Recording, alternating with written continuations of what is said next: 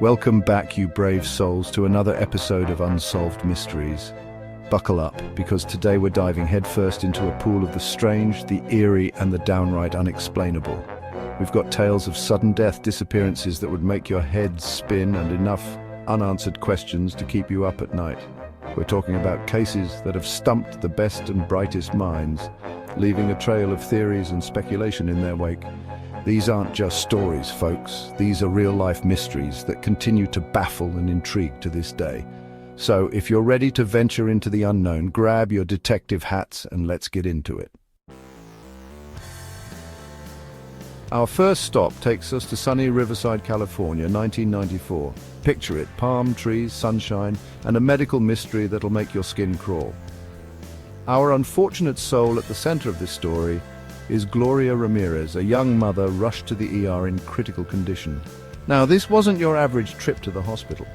As doctors and nurses worked feverishly to save Gloria's life, something strange happened. A pungent, garlic-like odor began to permeate the room. It was overpowering, nauseating, and unlike anything the medical staff had encountered before. And that's when things took a turn for the truly bizarre. One by one, members of the medical team started collapsing. Nurses fainted, doctors felt dizzy and lightheaded, some even experienced seizures. It was like something out of a horror movie, a scene of mass hysteria unfolding in the sterile halls of Riverside General Hospital. Gloria sadly didn't make it. Her death was as sudden and inexplicable as the events that preceded it. Now, you might be thinking, okay, maybe there was a gas leak or something, and that's exactly what investigators thought too, but the thing is, they found nothing. No leaks, no toxins in the air, nothing to explain the bizarre reactions of the medical staff. The autopsy on Gloria's body only deepened the mystery. The medical examiner found traces of unknown chemicals in her blood, some even crystallizing on her skin. There was talk of toxic fumes, of her body somehow becoming a ticking time bomb of poison. But even after all these years and countless theories, no one can say for sure what exactly happened to Gloria Ramirez. Was it a bizarre medical anomaly, an unknown toxin, or something even stranger? The Toxic Lady of Riverside, as she came to be known, remains an enigma, a chilling reminder that sometimes the truth is stranger than fiction. From the sunny shores of California, we travel across the globe to the hallowed grounds of Vatican City. Our next case revolves around a young girl, a city shrouded in secrecy, and a disappearance that has haunted investigators for decades. This is the story of Emanuela Orlandi. Emanuela was your average 15-year-old girl. She loved music, played the flute, and lived with her family within the walls of Vatican City. Then, on a seemingly ordinary June evening in 1983, Emanuela vanished without a trace. She was last seen at a bus stop after her flute lesson, and then nothing. Poof. Gone. The disappearance of a young girl is always a tragedy, but Emanuela's case was different. It wasn't just that she vanished into thin air, it was where she vanished from.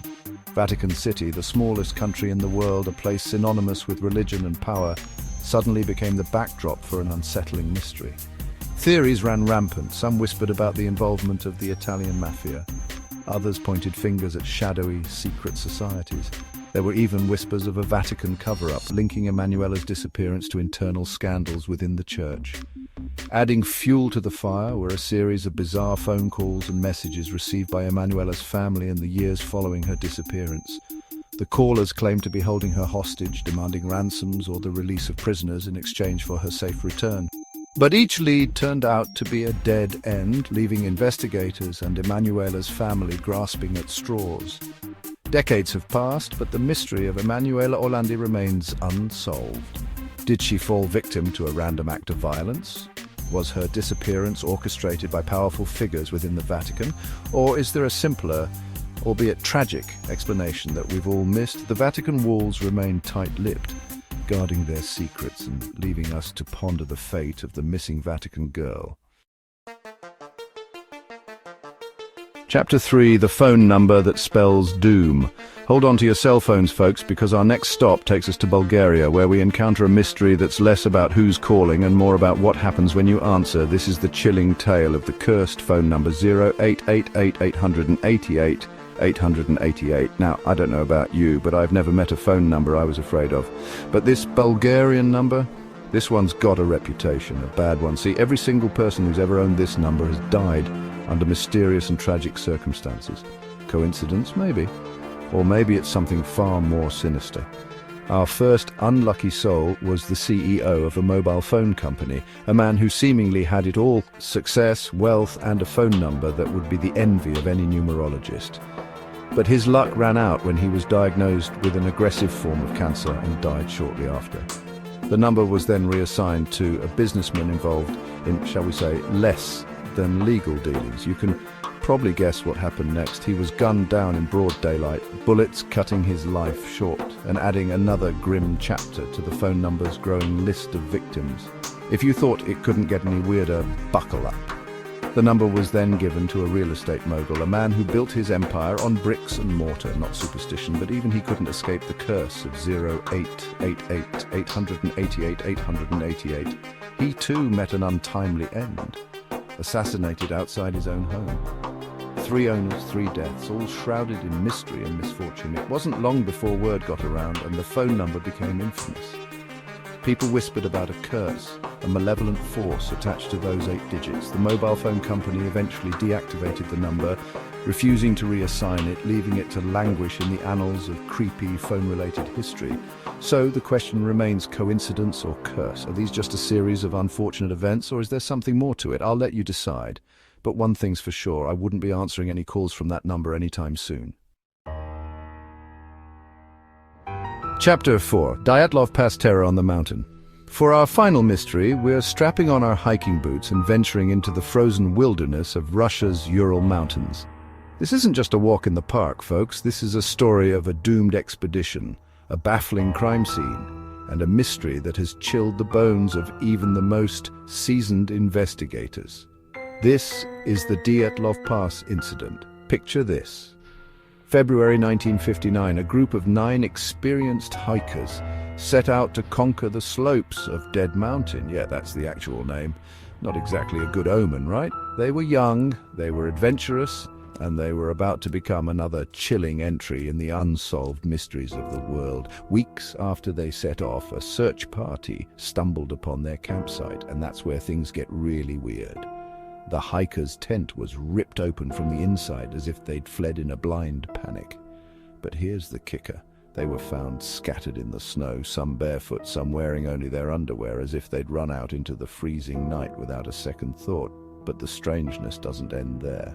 Some of the hikers had horrific injuries, fractured skulls, broken ribs, and one hiker, Lyudmila Dubinina, was missing her tongue and eyes.